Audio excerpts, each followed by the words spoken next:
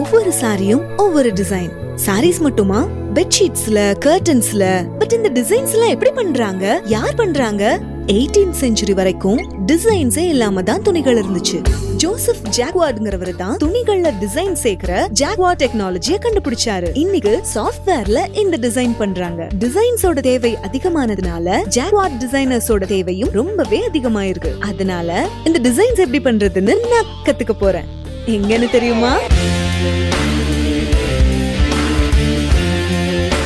இந்த உலகமே போட போற சாரிய நான் டிசைன் பண்ண போறேன், பனாரஸ்ல.